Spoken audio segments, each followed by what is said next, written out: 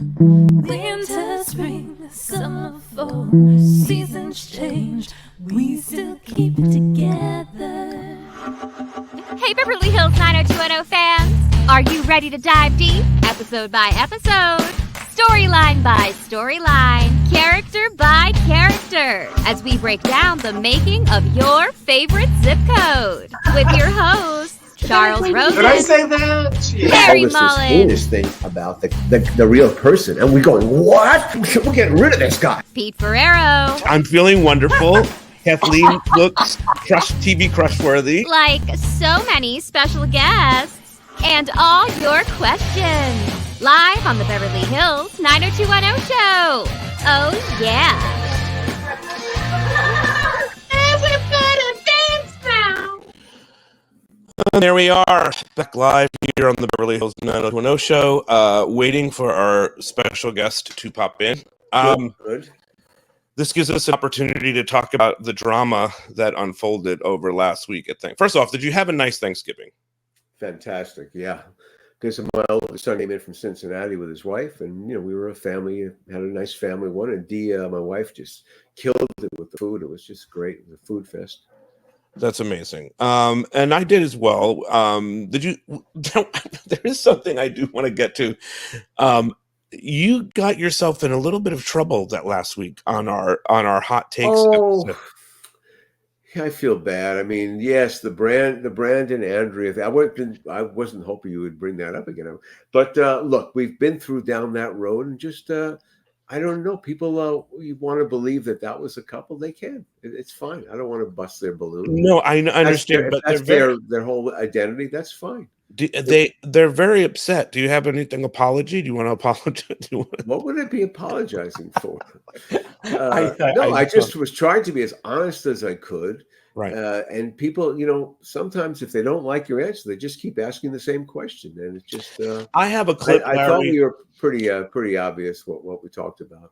I have a clip somewhere that I haven't posted in a while where we had Gabrielle on this show many moons ago, and she also said that she didn't think they should have been a couple. They were better friends. Well, there was nowhere to go with that then. I mean, that was what her, I always say, sometimes you have to serve the show. And that was a relationship that was serving the show. It was not going to be, it wasn't going to be. As a writer's thing, there was no way out of that one. So today we're talking about With This Ring. And I wanted to say, we had a whole thing that happened on last week with the Instagram page where it was taken down, but Charles Rosen, our friend, made a phone call to a good friend of his, or a friend of his, Annie, and I just wanted to shout her out. This is Beverly Hills Connections. This is deep Beverly Hills Connections, which is important to put out that Chuck is authentically a Beverly Hills boy.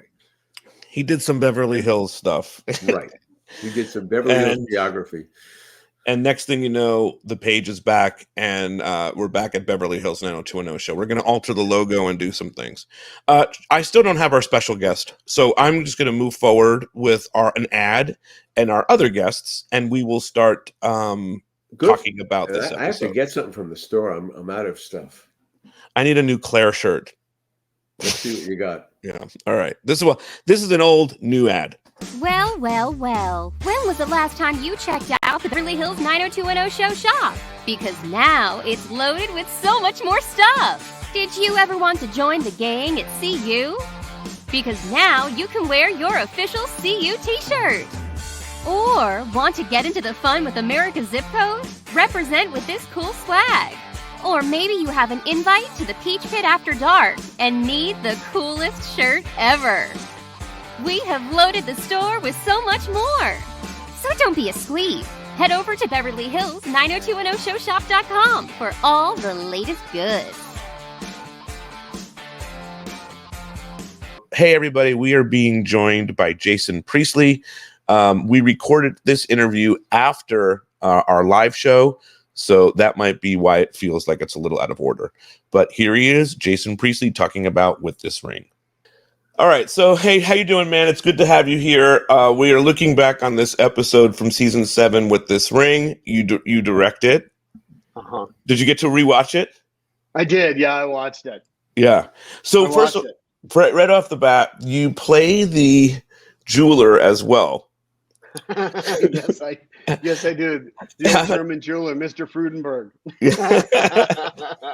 How did that with come about? With Parkinson's too. With Parkinson's, with the handshake and the whole thing. Yeah. Yes. Very detailed. Lots of backstory on that character. So how did that come about? Is that something? Who said that you should do that? Did you just say, "I think"? I said I should do that. I said this will be really cool, man. We'll get to do a bunch of prosthetic makeup, and we'll have to do a split screen vis effect. It'll be kind of cool. At that point in the show, I was always looking for new challenges, and I found most of them behind the camera. And so anytime I had an opportunity to do something like that, I did it. That's awesome. It's also like a super fun little fact for 90210 fans that don't know it. I mean, we had Larry's brother who'd scored it on a while back and didn't even realize that it was you. Oh, that's awesome. Yeah. That's fantastic. Well, I mean, but you're directing the episodes, you're acting the episodes, and now you decide to play two parts. It's a lot. It's a lot. I mean, how was it to direct that sort of? Yeah, it was one of those things that once I got into it, it seemed like a good idea at the time, because I had to. We had to shoot the stuff with being the old German jeweler guy first, because I had to show up at 3 a.m. to get my 2.5, 3 hours of prosthetic makeup done, and then so we shot all Mr. Frudenberg's coverage with a Brandon double. And then we fell back and we shot the 50-50 of the two of them that I was gonna comp together as two, and with the two actors, and then we left the camera there locked, and I went away and got all my prosthetic makeup taken off, and then I came back as Brandon and shot Brandon's half of the 50-50, and then we turned around and got Brandon's coverage. And it made the day, it made a 12-hour day into a 15-hour day, and it was seriously, like, I don't know what I was thinking. And there's like a lot of makeup too. It's like it's seriously heavy stuff, right? Yeah. We were trying to get Nikki Schalise to come on the show. You remember him? Oh yeah, he was the guy. Yeah. I figured who did the makeup for you because he was our guy then. Yeah. Well, yes, he was. But it was actually Ashley Peterson who did it all on me. Like he brought her in to do that. But I mean, they did it. Most of it. They did it together.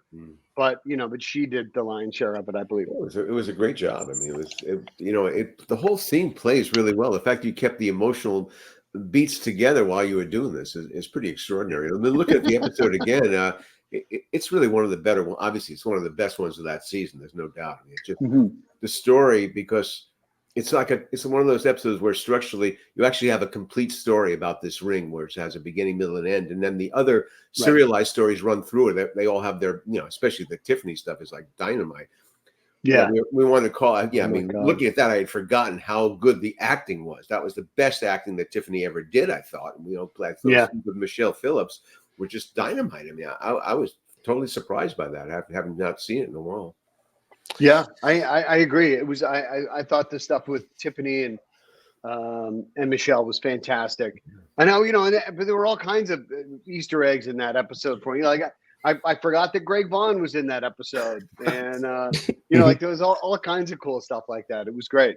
Yeah. And who was the girl? Who was the girl who played the musician girl? Chloe.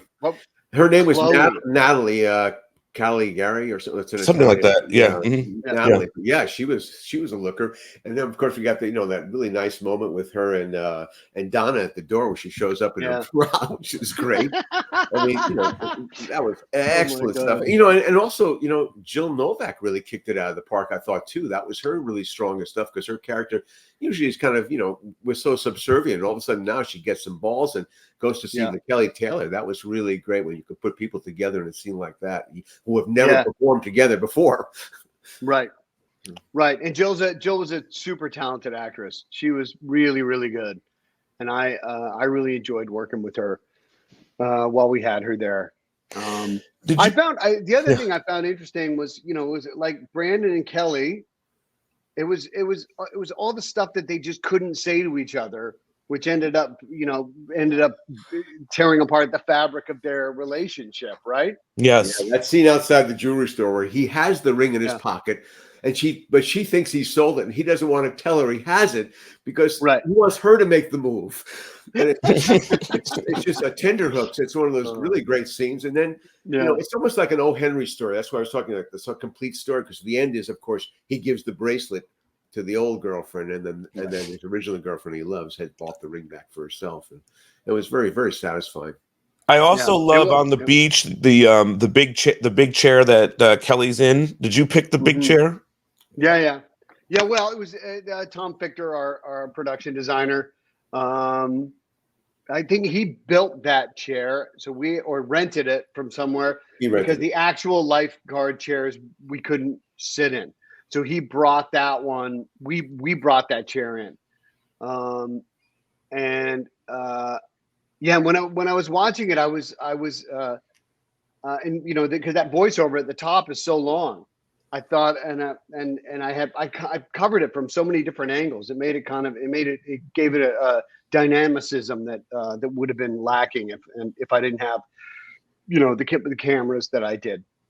Yeah, absolutely. I mean, it totally engages you in that. I mean, Jenny is really good in this episode too. I mean, like, she's really good in the series, obviously, but there's something very special about her in this episode. It's a lot of Jenny's stuff here. What's it like directing Jenny? Jenny's fantastic. She's great. She's super talented. She always comes prepared. She was great. I always loved working with Jenny. I mean, I worked with her a lot over the years, and she and I always had a great time. I mean, what I liked about it, because we really see her hurting in this episode, and in a way she's totally wrong, because she's been selfish, keeping Brandon, from really committing to Tracy. But we see the hurt that she's going through, and she's paying a price for it, which I liked. I like that.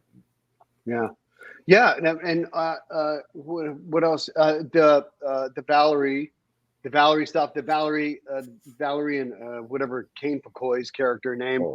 Tom. Tom, that was it. Yeah. So that, I found all that stuff really fun to watch. I had, it seems like in season 7, I directed a lot of episodes where Tiffany's character, where Valerie was just totally falling apart. But that was kind of the through line of the season, wasn't it, Larry? Yeah, I think so, because we really wanted to, people understand why she's such a damaged character. So you give her the backstory of that. Oh, you go, okay, she gets a free pass now. She's got to get out of jail card because she and the scenes they were pretty. Those black and white scenes with the dad getting in bed with her, that was pretty 8 o'clock show. That was pretty cool. Pretty cool there. That was pretty creepy. It was. Yeah. I totally forgot shooting all that stuff. It was because it was a long time ago now, right? But it was that was good. It was good. I thought it was all super effective, right? Yeah, totally. Yeah, I mean, and the guy, as I remember, we had already shot a scene where we saw the father had killed himself in black and white, which we used Steve Wasserman for the dead body. So I guess we had to have this other guy look somewhat like Steve Wasserman, whoever you cast there. I forgot about that. Yeah, I remember that dilemma. Well, now we got to match Steve. Right. Also shooting in Santa Monica on the pier. I kept calling it a carnival. Not a carnival, it's the pier. I kept calling it a carnival. Yeah. Larry got offended. What was it like to work out there? That was cool. It was super cool. We had so much fun shooting out there. We were out there for a couple nights and shot everything. And then when we were done, maybe it was one night. Maybe it was one day and one night. Maybe that's all it was. But at the end of the day, me and Greg and Ian and Brian, well, not Brian, he wasn't there, but me and Greg and Ian, I think, went and maybe Tori went to one of the restaurant bars right there on the pier, and we had a couple drinks and we were all talking about work, blah blah blah, and then we left. And on the way walking off the pier, I started noticing that there was all this 4/0 cable still running down the pier. And I looked around, the 40-footers are all gone. Everybody's gone. So me and IZ, wrapped 40-aught for about 20 minutes and carried it down and put it back in my truck. And I brought it back to the electric department. You get a special award for that. That's crazy. Yeah. You broke union rules. Rapping 4-aught at the end of the night. I felt God. like I'd finally made it as an electrician. Randy Spelling's also in this. He's always so great. I love seeing Randy in these episodes. What was it like directing Randy? Because he's Randy was super eager because he was just starting out in his career, and he was always looking to make everybody happy, and and Randy's a super nice guy anyway, right? Like he's really a gentle soul. So working with him was a pleasure, because he was it was just fun to have him around too. Because we would ask some stories about, tell us what Tori was like when she was a kid, and right. Larry, what were you fascinated by? They wouldn't fly, and they would take train rides. Right? What was Well, Aaron was afraid to fly. It was a famous story that after World War II, he was supposed to be coming home, and a plane went down with everyone in it, and his mother was totally distraught, but he wasn't in the plane, so he promised her. She made him promise never to take a plane again, and apparently he never did. So this, as the story goes, and Tori tells it too, he bought a train car, and so he could travel a little bit, especially to Vegas. And maybe they went across the country too, but they had their own private train car for a while in the late 80s.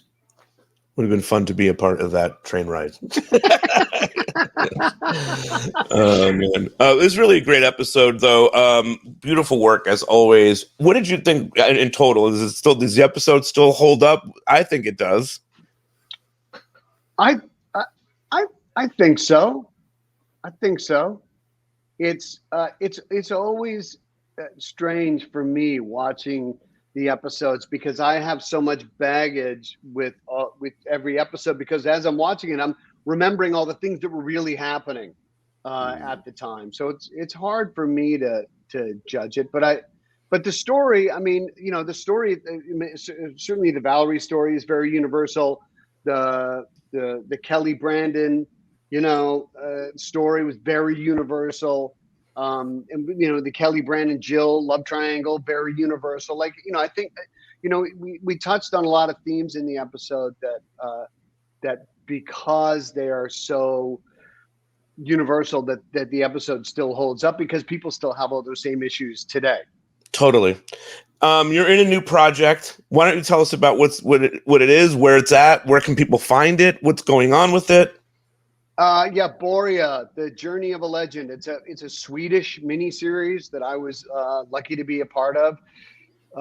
Last year, we shot in Stockholm and we shot in Toronto, and it was I play a real character, a guy named Jerry McNamara, who was the talent scout for the Toronto Maple Leafs, who went over to Sweden in 1972 and found Boria Salming.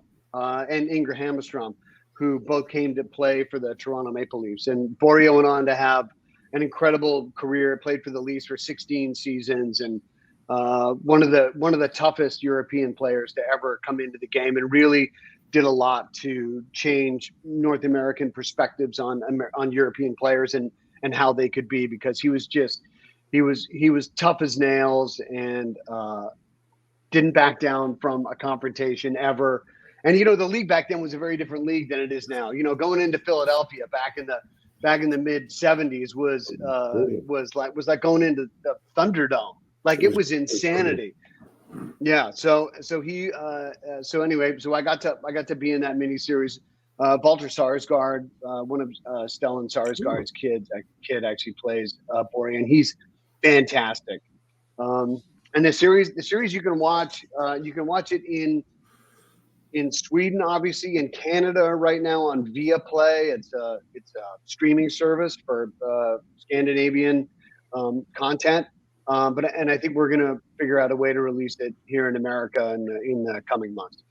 Yeah, those were the years that I lived in Toronto. Then I had season tickets to Maple Leaf Gardens. So number 21, we saw him come in, and he was good. Because it was a tough game, and the Swedes always had, like you said, a reputation as being soft, and he wasn't. He was. Plus, I had met him a couple of times. He's a lovely man. Did you get to skate a bit in this thing or? No, there was no skating. There was no. I was, Jerry. Jerry's a fascinating guy too. He spent his entire career within the Toronto Maple Leafs organization, from being a player to being a scout to being the head scout to ending up being the general manager of the team from 1981 to 1988. He was actually calling the shots. But and having the opportunity to play him, I've got to spend a little bit of time with Jerry, so I was able to pick up on his mannerisms and stuff, which was super fun. Hey, how has it been doing some of the 90s cons and all of that, man? You're getting to meet so many different fans all over. That seems so cool. They're all so excited. They tell us all the time about what an amazing experience is and just how kind you are to all of them. And they're so excited to hang out with you, or you and Shannon, or you and the whole group and whatnot. What's it been like doing those? You know what? It's been fun. There was a time, when the show was at the height of its popularity, if we ever tried to go and meet our fans, people were getting trampled and, it was too chaotic. So it feels like now we have the opportunity to meet people and it's way more subdued, which is nice, I think, for everybody. Totally. Larry, any more questions on this episode? Let's see. Well, I was really impressed with the Jill stuff. Actually, I had forgotten that Jill had we gave her character some balls, and that stuff. I really liked that, and I kind of, like I said, to me, the completeness of that story really was satisfying. That was like what you would hope for in every episode. There'd be something standalone that people could enjoy, but there was also the serialized elements, and this one had that old Henry kind of story. So, and I gave a big shout out to my dear friend and the writer of the episode, Phil Sabbath, who I know worked really closely with you on this episode. Yeah. Well, one of the things that Phil and I worked on was was bookending the episode the way that we did. So it was Jenny with the voiceover at the beach, right? And I think that helps with the closure of the episode, is not only the story being done, but just the visual impact of that, I think, helps. Yeah, I made it a special episode. It was totally loaded. As I explained to the people last night, it was a February episode, which is like a Moneyball. Those are the sweeps episodes. Yeah, right. Those are the ones that really counted. So we really wanted to load them up. Yeah. And we had built up for that thing, especially with the Tiffany stuff and the ring stuff. We had harvested a lot. The other thing I noticed about the episode, which I liked, was all the referencing to the past. Like people really do. Like people really went through those experiences, and people keep talking about the things that happened. Tori was shuddering in the TV studio because she had been, had been in a hostage situation, and we kept going back. Steve, we even referenced the porno film shot at the Walsh house. Steve, about Pizza Party 3. Steve said, "Yeah, I was in there." And you've totally the pivotal part with Ivan Trotz. You totally put Brenda in London. You in London with Dylan. Yeah, those are the things you could do, because you know what, the fans loved that. It meant that there was an equity of, when you watch every episode, you got special things that you enjoyed, because you built up and you enjoyed them. Yes. Jason, lovely work as always as a director, man. We're huge fans, obviously, and thank you for everything you did on 90210. I always want to tell you that, because it's made such a difference in so many people's lives, man. It's just like, I hear this all the time about you specifically, because of being branded and whatnot, that it totally made a difference in their lives and mine as well. So, yeah. That's awesome. Thanks, all Pete. right. Appreciate it. You got it, my man. All right. Have a good one, guys. Have a good holiday, Jason. Yep. Thanks. You too, guys. Happy holidays.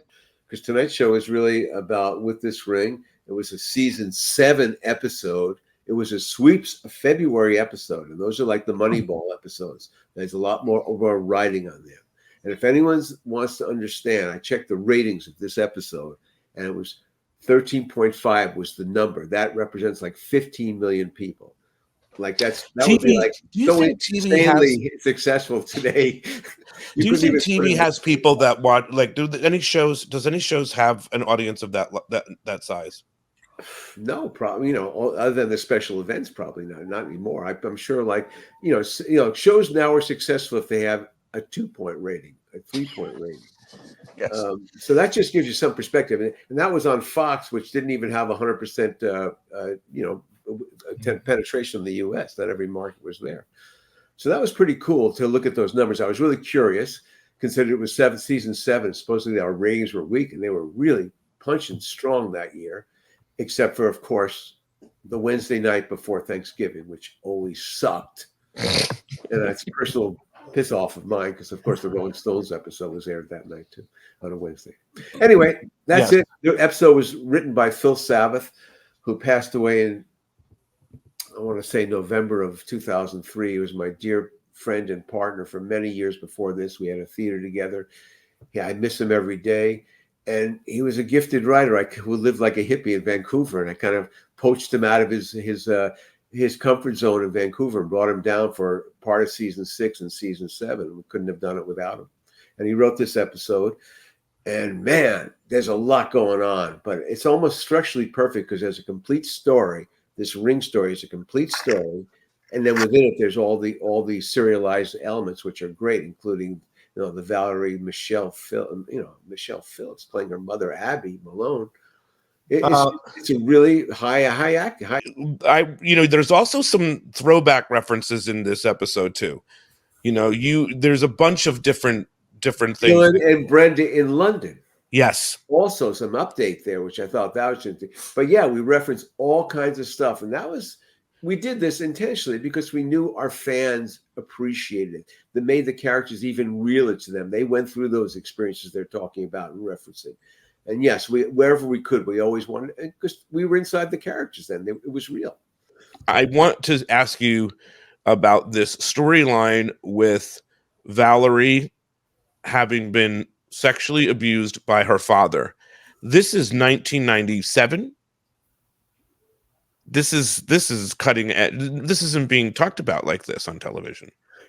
So where did this come from, Larry? Well, it probably came from Phil because he had been an award-winning Canadian Movie of the Week writer and written a show called Liar Liar, which starred actually Art Hindle as the father character, and it was a father abusing a child. It was and so yeah, he probably had said, yeah, you remember that movie I did, and we just thought that, we've been aiming that way. It also explained a lot for her about her dysfunction. It gave her a little bit of a get out of jail free card by knowing she was so abused, and that's why she's so damaged and behaves the way she does. But we've been working that story for a while, and I want to say shout out to Kane McCoy playing Tom. Yes. He was really good. I mean, I don't know what happened to him as an actor, but I thought he was a solid guy there, and that storyline was really good. And Michelle Phillips, I mean, people are acting their ass off in this episode. And I should say also my brother was the composer here. My brother Fred is really, he brought a lot of emotion to the stuff too.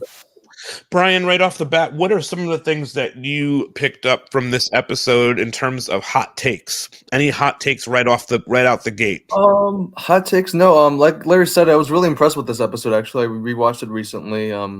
I gotta say, one of my favorite callbacks that you guys did was the callback to season 6 with Steve starring in the porno flick. I think it was called. That's right. Pizza Party 3. Yes, I was taken by that. Thank you for remembering that. Yeah, and I mean, like you said, I mean, the performances, on this one were just amazing. I mean, you had the Brandon Kelly Tracy subplot. I mean, that was the main plot of the episode.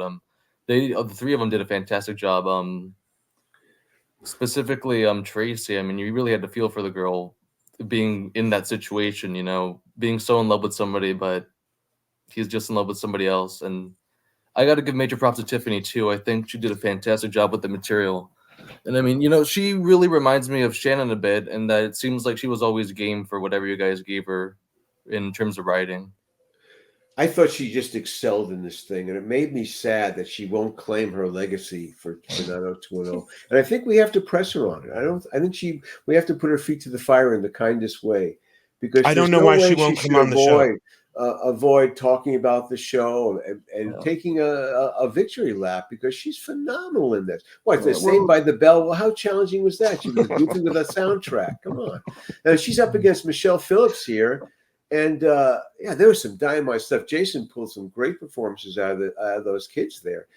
And the whole story of the ring here is almost like an O. Henry story at the end, where Tracy gets the bracelet and Kelly buys the ring back. It's a great, that's what I'm talking about structurally, how this episode was a complete standalone story, but within it waved these bombshell storylines. You got the girl Chloe showing up with Donna, right. and all that kind of stuff was fun. And and some beautiful just a good episode.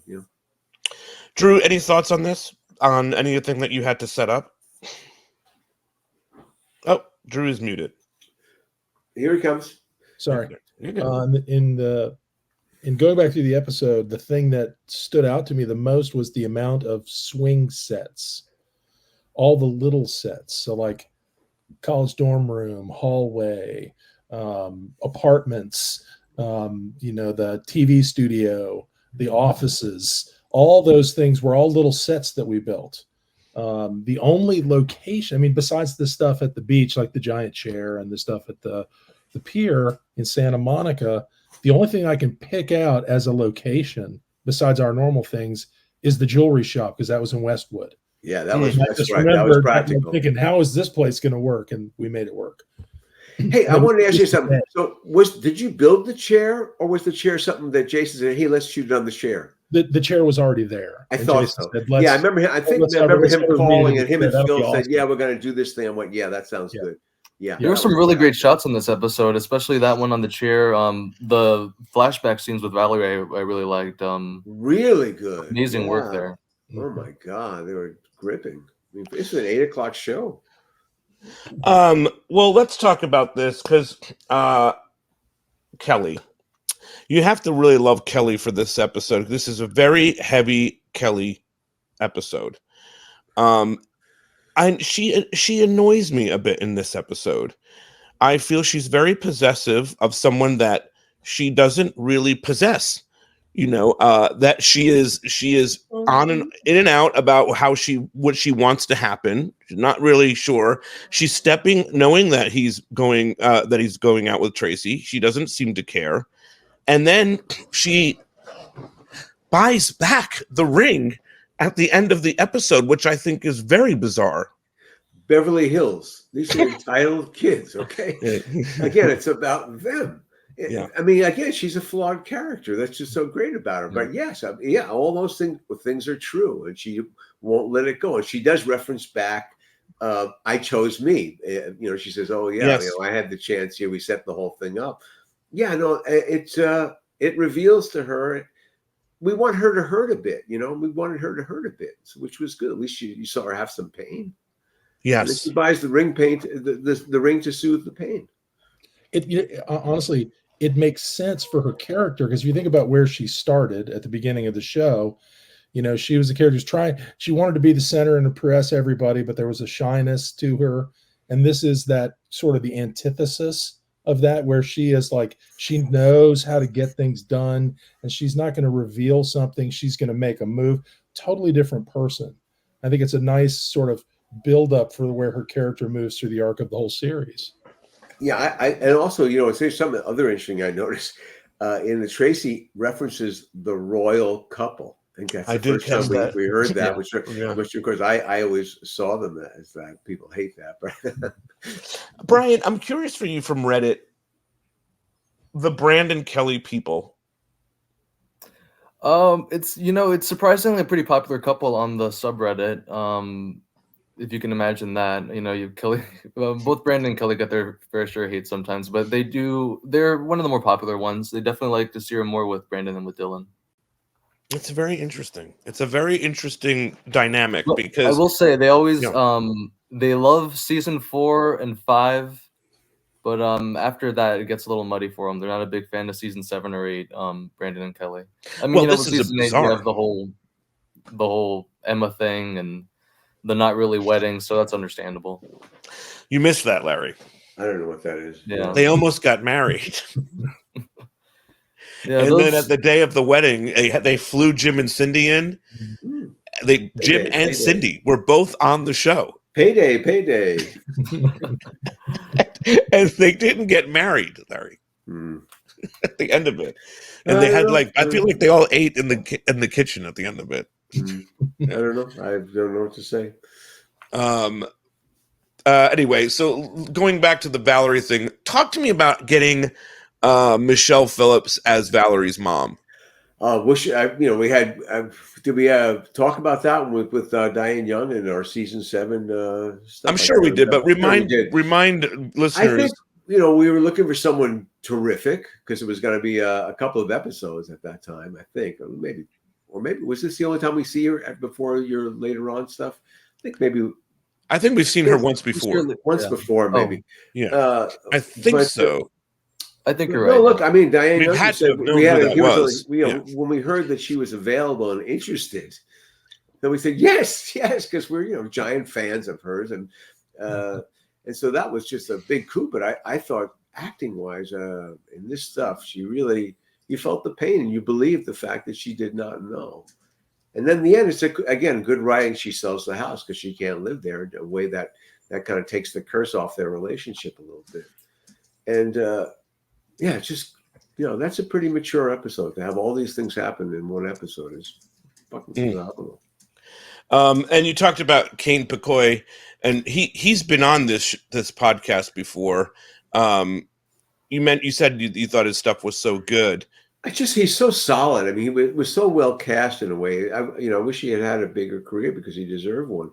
But I thought he played the other guy really well, and he was really with her and. She was good with him. You really believe this relationship. These people from Buffalo now they're at Beverly Hills, and they're kind of outliers, and bonded by that. I mean, I liked him. We wrote some hockey for him too, which he didn't really play. Yeah. And so, but I thought that stuff was really creepy with the dad in the back, all the dreams that she was having. Gets in the bed with her, for Christ's sakes. I mean, and all that like daddy talk. There's some intense lines. Yeah, like there's one where he's like telling her a story, and he says there was once a girl once upon a time, made her dad so crazy that he did like all these insane things. Bad things to her. I know. And then the dead body in another episode is Steve Wasserman. It's another black and white. Who is this? Who is this man that's playing the dead? He would be a special business extra, so to speak, or probably someone actually he probably got residuals for it. But yeah, it's just an actor. What do you mean a special business? We need to match some. Well, that's a title. That's a. Because he has no lines. And whatever the deal. What does that mean, though? A business extra? Well, if you're featured in the background, for example, if you're like juggling and something, you'd be a special business extra, so you get an upgrade. Oh, so he probably gets a day player. Yeah, it's a day player with an upgrade. He's wonderful. Yeah, I mean, he probably was an actor friend, and we were looking for someone. I think this one came before the other one. When did the other one happen? I think actually, when we see the dead body, was that the leading to the suicide one? The lead wasn't stuff? the dead body earlier, like season 6? I think the black and white and then the red blood. So basically, we had to match someone who looked kind of like Steve Wasserman. So that was kind of the idea. Better version of Steve Wasserman. Nothing better than listening to a podcast and nobody knowing the order of events. I just want to say, Brian, thank you for being here and knowing what season. Well, I'm pretty sure it was season 6. I think you're right. You're right. Because that's what the whole suicide talk, and then David and Donna, David and Valerie, yeah. I'm on IMDb looking for this person, and I don't see who played the. No, it wouldn't be. That's what I'm saying. It was not even listed. It was not because it was not a full actor. It was a special business extra. Yeah. The other thing to point out, I was really trying to get for this panel a guy named Nicky Schalise, who Drew knows, who was a fantastic makeup man. He was my makeup man when I was a roadie. And he made up Jason for this part because Jason does his turn as Mr. Freudenberg, whatever his name is, the jeweler with the jeweler with Parkinson's. Right. It's very detailed. The work there, it's very detailed. There's a whole backstory going on. He might have been by a concentration camp at one point as a baby. I don't know. This German guy. I really wanted to talk to Jason about we got playing off of himself, and doing that. So before he had told us, because we had him on as a director. Yes. And he told me, he said when he did it, he didn't realize how difficult it was going to be because he had to do the makeup for so many hours. Yeah. To get that right, that it was a lot of time away from the set when he should have been directing. So I'm holding in case hopefully he shows up to talk about that. But I wanted to talk about this carnival or the Santa Monica Pier. Yeah, this Santa Monica stuff. We have a few things going on. Donna is with the firefighter. Oh, Cliff, yeah. Cliff, yeah. I don't know what I feel about that couple. They feel so awkward. It doesn't fit. It fit well the time that we saw him before this, but for some reason it feels like it doesn't work. Okay, so he's the guy who saved her in the Bambi firefight. Yes, the forest fire at David and Mark Reese's Hollywood Hills house. Again, fire. We were not wrong to have fires. I mean, fires are part of LA, so it was not. I was not wrong about that. But yeah, it was kind of a cool episode. But yeah, he's a good guy. I think he's a big star in soap today, isn't he, Brian? Greg Vaughn. I think he's a big soap. I think he's working Lifetime stuff. But it was just. I know he's definitely done soaps. Yeah, we had to have a romance in there because we weren't going to go right to David. So just like we had the Chloe character, we have the Cliff character. I mean, it's not rocket science, and he's a good-looking guy. And again, she's always faced with the same dilemma. Men at this point are expecting to get intimate, and she's not going to go there. And that's kind of fun in the Chloe David scene where she kind of teases David about that. She doesn't believe it. She's a virgin. She said, no, I'm serious, she's not. He kind of, again, we kind of, seize the bull by the horns there, just kind of talk about it a second. But yeah, so we have a little bit of a titillation with the Chloe and Donna. That's a nice little, again, all these triangles are working. In the storytelling here, in the serialized storytelling, we're just running one triangle after the other. It's a triangle offense. Thank you, Phil Jackson. I want to say I've talked to Chloe, to Natalie, her people, and we're going to make that happen at some point. So she'll be on the she'll be on the podcast. And I also, my brother and I wrote the song she sings for this. So not in this episode, but it's in another episode, a couple of episodes. We have Randy Spelling in this episode. Yeah, it's you have a little bit. Again, this is a real light sea story about Randy thinking about he's going to get laid, and Steve having to be the loco parentis, as Claire points out in there. It's not a very attractive Claire episode, I guess. She's kind of on his case a bit. She doesn't do much else. I can kind of understand where she's coming from, though. I mean, despite her questionable past. yeah, he's irresponsible, but Steve, comes through here. But yeah, it's a fun relationship. I really like the two guys together. I mean, Randy does a nice job here being the innocent, and Steve being the goofball, older brother, does a great job. I love that Claire is trying to suggest that Randy. What is Randy Spelling's character's name again? Ryan. He's young and he should have guidance. And then Steve points out that when she was underage, she was handcuffed to the bed. The handcuffs, That again, more referencing, which is something we did, really nicely. Again, keeping the things alive, not letting the characters get away with things without, calling them. Yes. What did you think of Fred's score here? Well, he's my brother. No, I mean, but it does sound different than what we hear normally in 90210. Do you agree that there was more of a it had more of a movie sort of feel to it? Lushness to it. Yeah. He was probably coming off doing like Friday the 13th 5 or something. So he had that delicate touch for no, he had been doing a lot of horror films before this. Yeah. Well, wasn't he doing that show Forever Night? Forever Night. He was the main composer. That's that he'll love that. Wasn't that the same time frame about? Probably so. Yeah, absolutely. Probably. You're absolutely right. He was doing that and some other one, this other Friday the 13th series. Yeah. But Fred, he's just finishing. He did his Johnny Mathis every year. He does Johnny Mathis Christmas stuff. He's a record producer now in Nashville and LA. But he's been a phenomenal creative force his whole life. And we've had many, many collaborations over the years. I'm so fortunate to have a brother.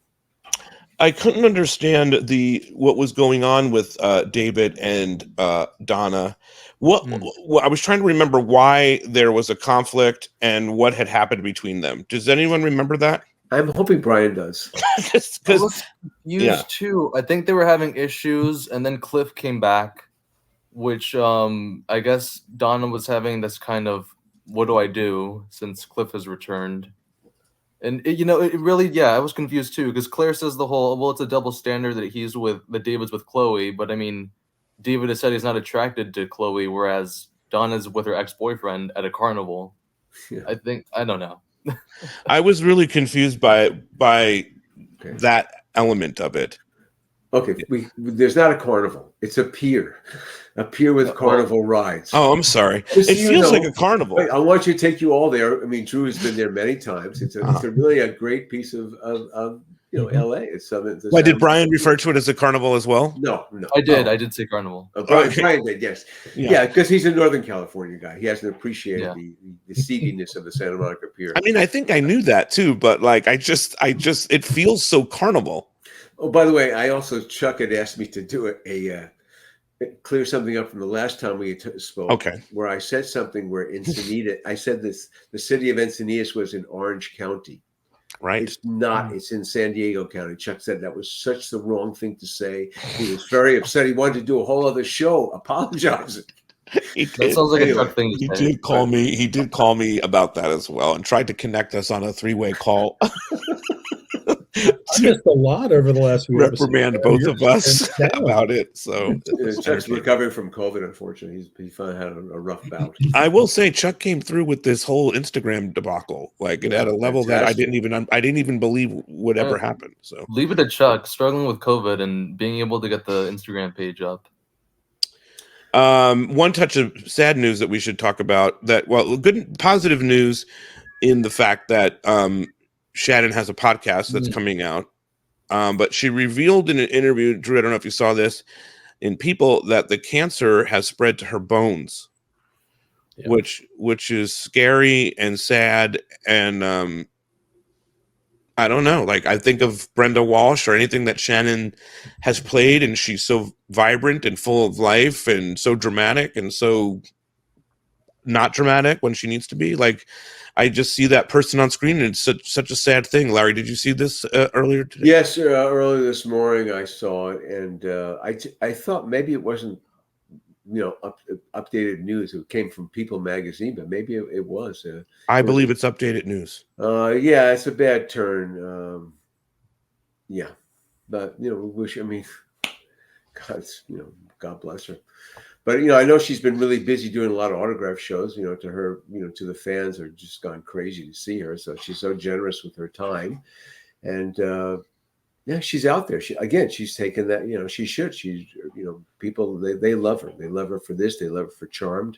They love her for Little House on the Prairie. I mean, she was a part of American culture. So, the other thing to point out here is. Brandon and Tracy are not getting along at all. Well, I mean, again, something happened in a previous episode. Yes, she found the ring, and she thought it was for her, but it wasn't for her. And so, it's just one of those great moments. Again, that was pretty cool that we kind of set that up because, again, it was a long game. We knew we were going to be reeling this in. This relationship was going to wind down toward the end of the season, so we had to kind of make it, again, keep the emotional reality. And this ring thing is dynamite. It's just, it means so much. And she finds it. And now, so we see them, and she's just frosty as all hell to Brandon in the beginning of this. And it ends up well for her when she gets a gift at the end, which is just, again, Kelly won't commit to him outside the jewelry shop. There's a moment there where he says he was there to bring it back.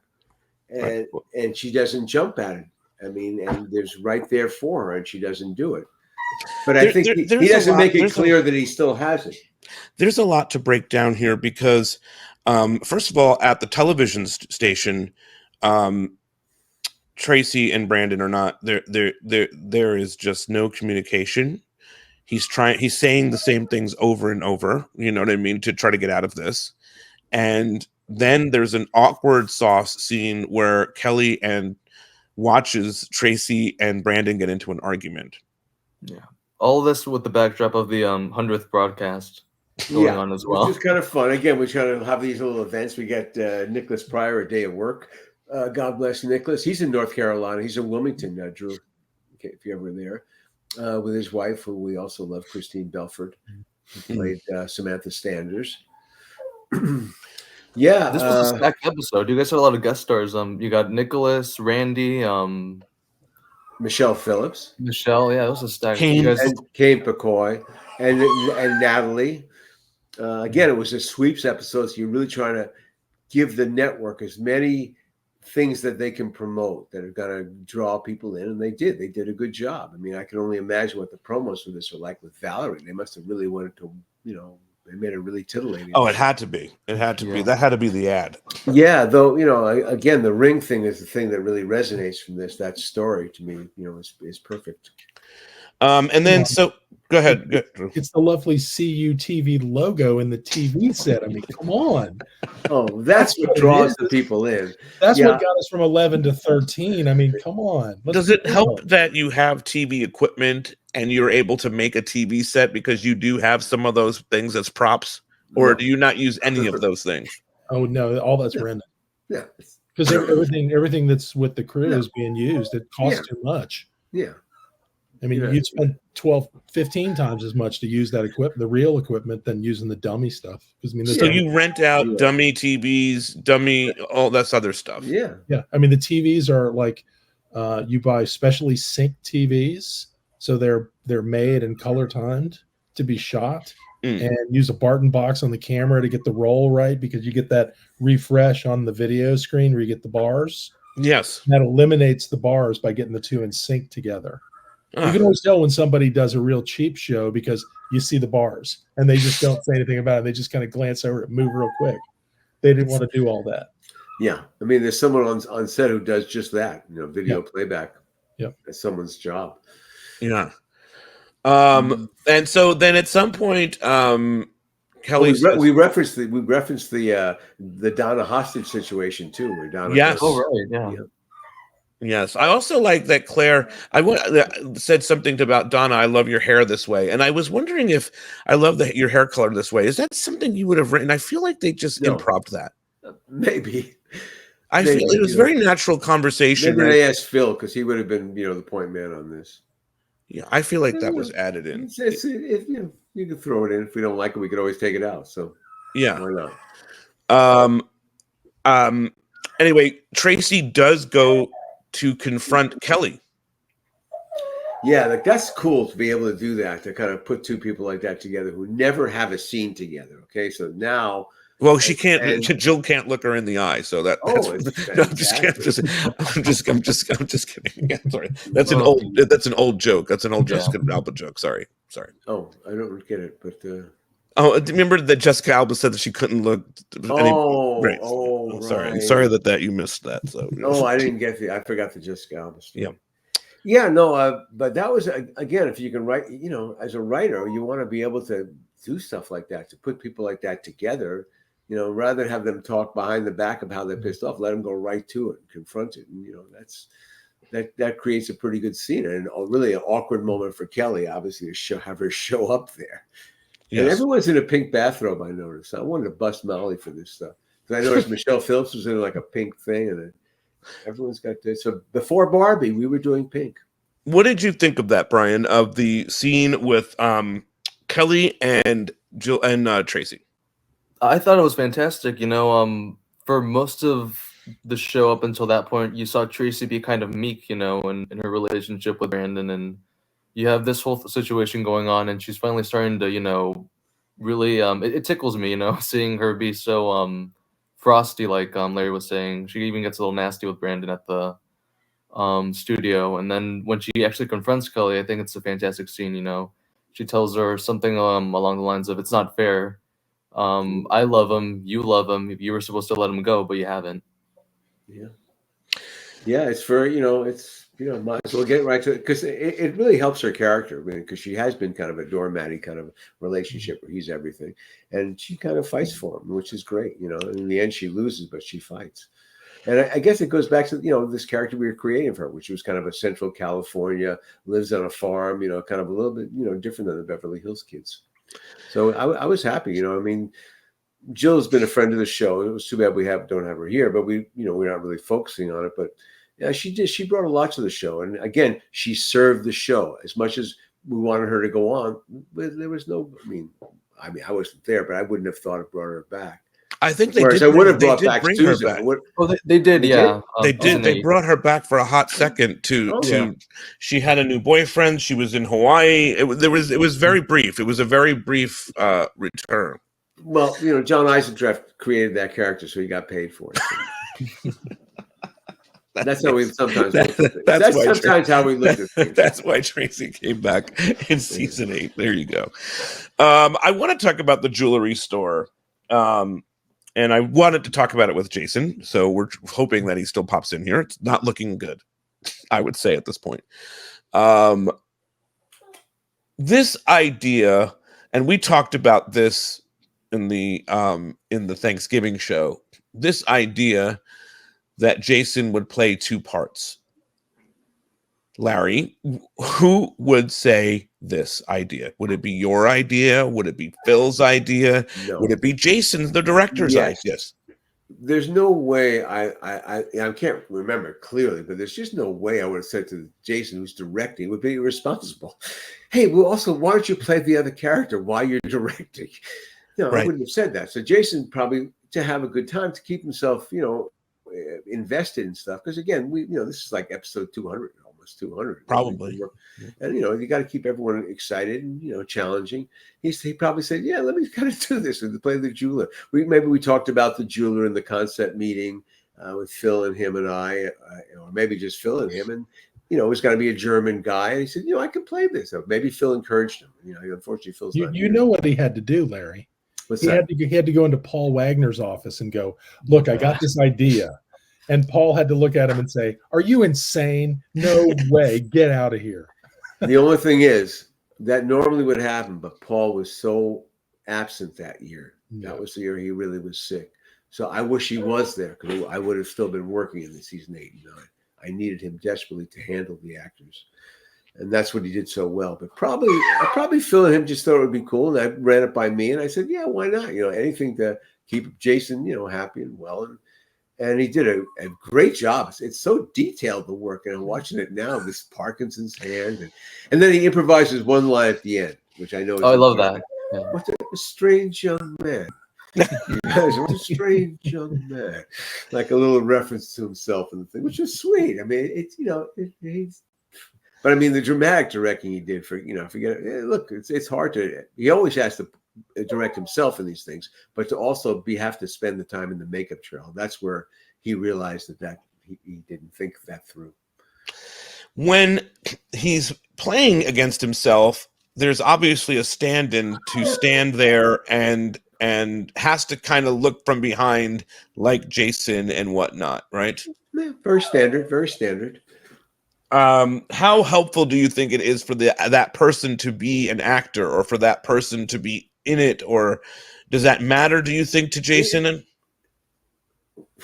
It was one of our stand-ins. It had to be. Yeah, it's one of the people we normally have stand in. Probably stand in for Jason. Yeah. Does the person have to run dialogue with him? Does it, like, these are the kinds of things he's comfortable with him? He might. He might. I mean, they already had great relationships from doing that stuff all the time. Again, it's a little bit of a family. If you're running stand-in for someone, you're part of it, really. Yeah. You're there every day.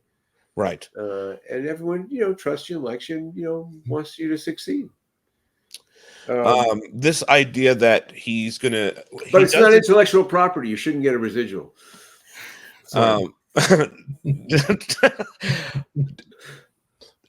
want to say, though, you said that he did eventually sell the ring for something for Tracy, but initially he does not do that. Initially, he doesn't. Right. He does not want to get rid of it still.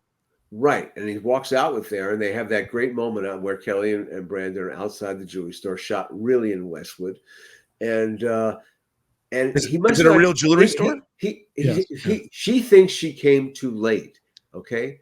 Mm-hmm. She thinks he's already done it. She does not know that he still has it. He does not tell her he still has it, but he can tell from her reaction, she goes, "Oh well, it's probably for the best. It wouldn't work." She basically gives herself a soft landing, and he doesn't. Again, it's one of those lost moments where neither of them commit when they could have grabbed it, and it's a touching moment. And then she goes to buy it back. I mean, because she does feel maybe guilty there. That she has stepped on his relationship with Tracy. I mean, it's it's very complicated, but it's played nicely and real, and it's a beautiful score, and it's quite moving. It's really, it's one of the highlights of that season for sure. I think it's abnormal for her to go buy the ring back. Oh, but she's from Beverly Hills. That's what you do. You want it. She's definitely got the money for it. They're not. And then Tracy at some point says that Brandon she doesn't want anyone else to have it. That's so beautiful. This is a shows topic. how much she loves him. Like you said, she's a flawed character. Curious on your thought. At some point, Tracy tells Brandon that you've already been cheating on me, like in his mind, because he's holding on to Kelly. Do you guys, Brian, is that cheating in 2023? Holding on to someone in your mind? You're of this generation. Is that cheating? I don't think it's a generational thing. I think it's more of a. It's always been cheating. You'd be jealous. It's emotional cheating. I guess you could say. It's emotional cheating. Do you think he's emotionally cheating with Kelly, Larry? You're the author. Definitely, because he's keeping secrets. He's keeping secrets. He's not in the relationship 100%. You can get busted on secrets. It's just gonna come back to haunt you. There's nothing. You can't. There's no defense. He's been lying. He hasn't been forthright. How do you feel about this, Drew? And again, lying is the cornerstone of drama. Yes. Well, it's interesting. I'm sitting here listening to this and thinking about this, and I was just looking it up, trying to find the actual quote, because I'm sure I'll butcher this.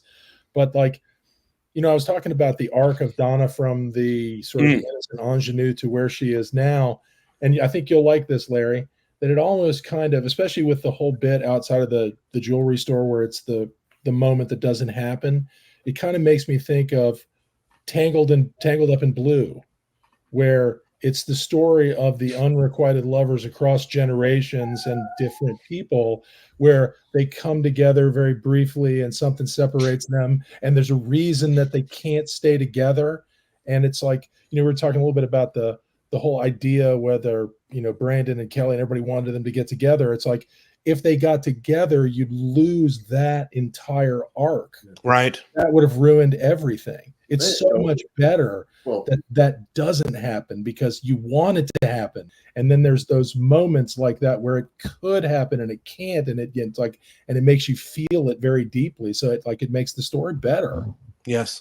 That's what we aim for. I mean, that's always the idea in these kind of things. You have to kind of bring them close and put them together. But again, keeping the emotional reality of it, you got to really slow play it. You got to make it seem real. Yeah. And that's what we always were successful for, because we had so many episodes to do it that we could slow play the storytelling. And again, we were playing against when you were watching it on a Wednesday in November, we were shooting about Wednesday in November. We were right on the time on the calendar, which also contributed to the reality of the show, which was unique at the time. Really, no one kind of did that. I'm curious for Brian, the moment about with Chloe where she's in the bra. I think it's an iconic 90210 moment. Do you? Is that a memorable 90210 moment? That always sticks in my brain. Yeah, definitely 90210 crossing into Melrose Place with the bra thing. Yeah, probably so. You gotta love Chloe. She's a fighter. She's not willing to let David go. Larry, do you have a thought on the bra? I wasn't that happy with in general. It's kind of reminiscent of the bra in season 4, the 3 bras when the girls expose themselves to John Sears. It's this kind of flat. Doesn't look like lingerie. It looks like a bikini top. I wish Molly was here so I could bust her on it a little bit, but not my favorite. Bra. I mean, I would have liked a little bit more frilly, so it looks more like lingerie. She looked incredible, Chloe. Maybe Chloe didn't want to do. lingerie. Yeah, maybe so. I like I said, We'll find out. We didn't, we were not there, but she was a gorgeous girl. I mean, really. Oh yeah. There is a slap here also, I was right? gonna say, David and Bryan in general is a chick magnet. So whoever you put Bryan with, it's got to be beautiful. No, I was gonna say the stuff with Michelle Phillips and Tiffany is really, really good. There's a lot of powerful stuff, and Michelle Phillips at first is denying that this happened, and then she comes around on it. It is Valerie's mom, and it is happening. There's a smack at some point, right? I mean, it gets pretty intense between the two of them over this incident, and and Kane Pacoy, Tom is there to validate and verify everything that Valerie had been saying, who has a history of making things up, but this is not one of those situations, right? Yeah, Kane got to do a scene with Michelle Phillips. Yeah, I just amazed that Jason got these actors to commit to this kind of a level of work because again, Michelle would not have known Tiffany, and was not really an experienced actress, Michelle Phillips. I mean, I haven't looked at her IMDb. Did she do other series? I'm sure she must have done another soap.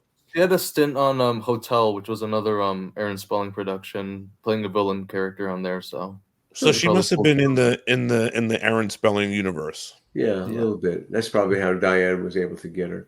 What was this? Meaning Kelly, buys the ring back because she still loves him. She has no idea that he still loves her. I think the both felt the opportunity as lost. Yeah, I think so. But the ring gives her hope that down the road, as true love could always return. Our friend Amy says she was on Knots Landing. That's what it was. She was on Knots Landing as a regular. So she had some chops. But yeah, she just turns it on, and maybe that really helped her. But maybe she pushed Tiffany on that too. Chance says Michelle was in The Fall Guy in season 2. Now we're getting the IMDb history. Yeah. Wow, I like it. Fall Guy, that's really a good one. Wow. Renee says a love boat in there. The slap was shocking at the time. It was in the preview of the episode. Excellent.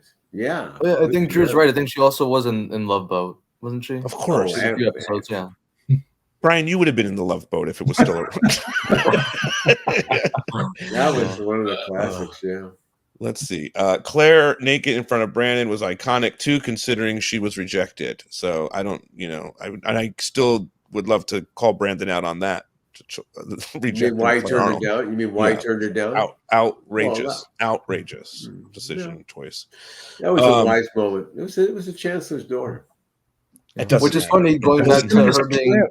It's funny her going back to being super protective of Ryan and possibly having sex when she had her wild streak back in season 4. That's why we call her on it, Yeah. But yeah, it's it just shows humans are like that, hypocrites. I mean, I will ask you, Larry. There's a lot of references to previous things in this episode. You mentioned that they talk about the Emily Valentine situation, right? They talked about. You said that the porno movie. I missed that reference, so I don't know. Yeah. That was...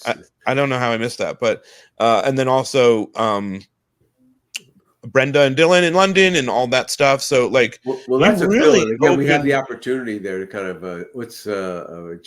Kelly a little bit. Where's Dylan? Where's Dylan? We wanted those people to come back because that's the truth of it. It was kind of like a clarion call. Send it out there. Maybe it'll happen. Is that why? Yeah, and also for the fans, just to give them a little, update that they're still the characters are still alive. Yeah, and to think that they're together. And we play that off later in a little scene in the season where Kelly thinks that Dylan's going to be there at the airport, changing over or something, yes. and she goes to the airport and kind of lets Brandon down for a second. Yes. Oh, right. The fake telegram from Valerie. Yeah, the fake. Yeah. Oh, that was a fake telegram. I forgot. Yeah. Valerie. Well, she was a flawed. Her father abused her. So whatever she does, it's understandable. It's like a get out of jail card. Any final thoughts, Larry? Do you think this episode still holds up after all these years? 15 million people who watched it the first night could not be wrong. No, I was very. This was really a jewel episode. I have very fond memories of it. Again, it was Phil Savith that wrote the shit out of it. And, it's just a successful. A lot of stories came together in a nice way with art direction, and it just had a good look at. It looked sumptuous. It was good. And like you said, there's a lot of actors in it too. Plus, we even have the TV station 8 had a couple of lines. Like we gave this girl a couple of lines. I mean, who is she? I have no idea. Wait, 2 questions for Drew. What is it like to work at we're not calling it the carnival, at the pier? It's a standing carnival. I'm so sorry. At the pier, is it helpful? What is that like for you? Well, I mean, the whole place is set up, so you don't have to say, "Oh, wait, the Ferris wheel is supposed to be there, and it's there now." But are there anything that you have to bring, or anything that you have to do to a location like that? You really just have to hide some signage, and honestly, that kind of thing, like a bunch of balloons goes a long way at hiding stuff. Sure. You put it like right in that one spot, you can hide a whole truck lot, So yeah, that's really the only thing you're really doing there is logistically, like how do we hide that? Because everything else is pretty much and the jewelry store was a real jewelry store. Real jewelry store, yeah. Was it easy, hard to work in that jewelry store? Some places can be challenging. Do you have any memories of the jewelry store? The only thing I remember thinking on the Scout was, man, this place is small. Yeah, it's small. And but it worked everything with the day, and Jay could Jay was like experienced enough at that point that he could visualize how to make that work in that space. And those two things work together beautifully. Because I haven't seen that in years and years. I remember that store exactly. I know exactly where it is. I haven't been there in decades. Yeah, I mean, I saw some people saying that they've been there twice. Like, I don't know what you see there. Like, it's right in the village. It's right in the village. I guarantee he doesn't have the ring. The jeweler does not have the ring. So it feels like he would have a ring in there with a little sign that says "The Ring." Oh, and yeah. This ring that. Damn! I just gave him the idea. Okay, so this is our show. Larry, any final thoughts? And Bryan, any hot takes about any of the characters or any of the choices? Like I said, I'm still that whole Donna Cliff thing. It really, I don't know. It wasn't a good look for Donna being so upset with David and Chloe when she was just at the pier with Cliff. This is what I'm saying. And kissed him. She kissed the guy too. Yeah, it's not one of the prouder moments. I think that storyline didn't really have much. After he saved her from the fire, that was good. Yeah. But no, it should have just been. I don't think we really had a lot of enthusiasm for that storyline. Let me ask you. We knew where we were going. That we knew that Donna and David were going to get together very shortly and finally do the deed. I mean, so it was. Was there any plans for Chloe beyond this, or was she just for Chloe? Yeah. No. That was a short-lived little. Again, we knew we were winding down. We knew that we were going to be. Phil and I probably were already writing the last episodes, which was Donna and David in the bedroom scene, right? Which Jason also directed. I'm not sure how many episodes later. That maybe like it was 10 episodes later. Because we did 32, so I'm not sure how many. This was February. We would have gone to May, so there would have been probably like 8 or 9 episodes later.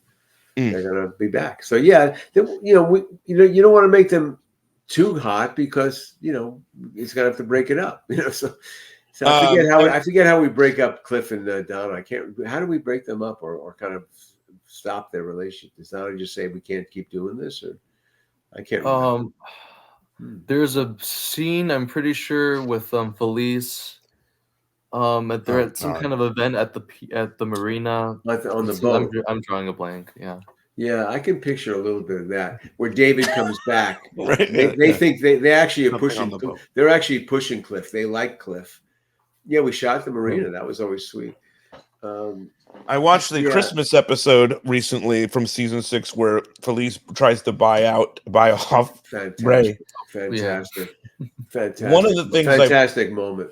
And we don't know what happened. Point out, and I don't know if we'll ever cover that in full. Did we ever cover that episode? I don't know if we ever did. No. I think we did love that briefly. Episode. That's called what is it? It's the one with cocaine. Colin does cocaine in the wash bathroom. Maybe, but Donna's father is wearing this Ray drops the tree off, and he's wearing this red sweater. I was just like, wow, that's really a lot of red for this. Yeah, we haven't Very heard festive. much from Michael Durrell. We've tried to reach him. I think he's really ill or just not really functioning. I like when we write someone off by being really ill. I don't know. There's a couple of things here. There's another rant for you. What the heck is with Colin Wiles? I mean, Jason Wiles. Why does he not come on the show? He promised. Okay, so this is a moment here, right? Let's talk about it. Yeah. So, and I'm going to send him the clip. So this is exactly what happened. This goes back 3 years ago, right? This is like 2020. Larry found Jason Wiles on social media.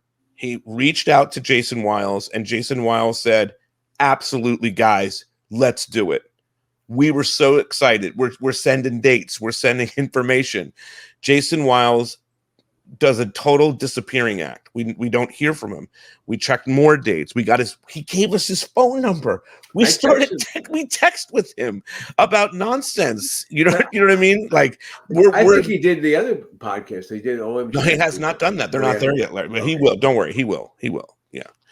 That would really piss me off. I'm going to ride his ass if he does that. I'm going to bust his balls. Your list is getting long today. The Tracy Middendorf effect. What's that? It's the Tracy Middendorf effect. Yes. Yeah, she did. And also Dina Meyer. Well, but Dina Meyer's episode of 90210 OMG was really a wasteful 15 minutes of everybody's time. However long she was there, she had no memory. She didn't know what she was talking about. She confused the scenes. I mean, the two girls were doing their best to salvage what that was. So, I don't know if Dina was fully Jason, in it. I'm still hopeful that Jason. I just reached out to him like 2 weeks ago. Jason Wiles, because I saw him. You watch Sports Through. He's in one of the Fansville football commercials. The Dr. Pepper Fansville. Right. It's a big commercial. Have you seen it, Brian? I haven't. No. Yeah. Well, if you watch football, which millions and millions of people do, there's a series of commercials called Fansville, which are kind of classic. Right. And they're Dr. Pepper commercials. And sure enough, Jason's in one of them. So I wrote him. I said, "Man, you're in Fansville." And, okay, send him a little. Did he write you back? No, nothing. Ghosted me. So, it's like him, Tiffany. I mean, his character do you think his character is still in jail, or would he be out by now, Colin? Oh, he's out. He's out. He's living in Thailand or something. He's probably living in Bali, making art there for the tourists, I thought of a story slam. Oh, good. Okay. It's all these years later, and someone's going to do one of those true crime docs on the money scam with David Hayward and. Oh, fantastic. That'd be hilarious. That'd be hilarious. Right. It made me think when you talk about Colin, though, talk about LA things, which still exist.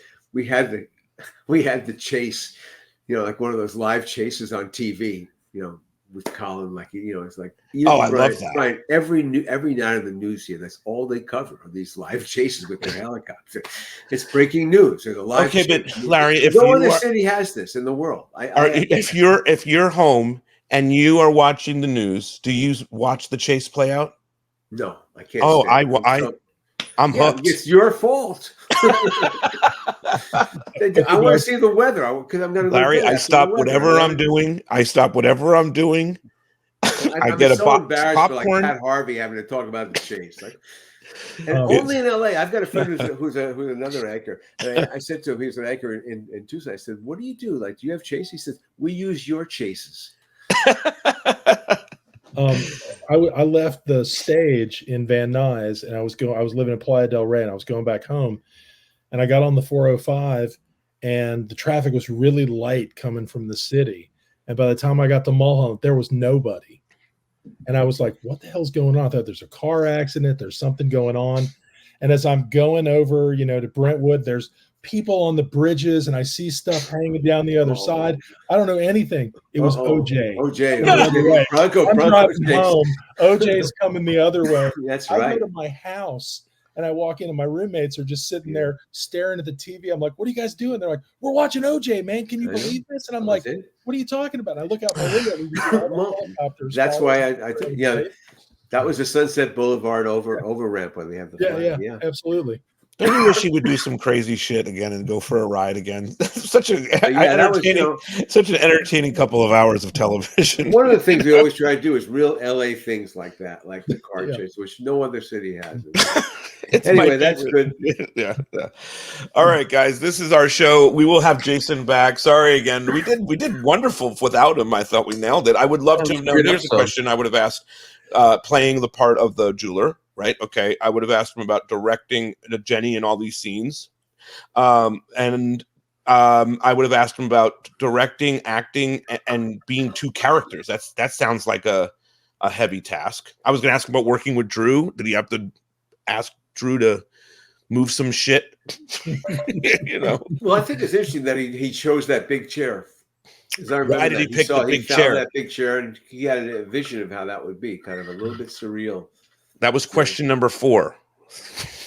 Anyway, all right, guys, this has been great. We will see everybody back next week. We're going to cover something else. Chuck will be with us. He said, let him know what we want to cover. Feel better, Chuck. And I'm working on Natalie, Chloe, and we will find out what happened with Jason Priestley, and it will all be okay. Everything's going to be, and Instagram page is back, which is exciting. So, all right, guys, have a good one.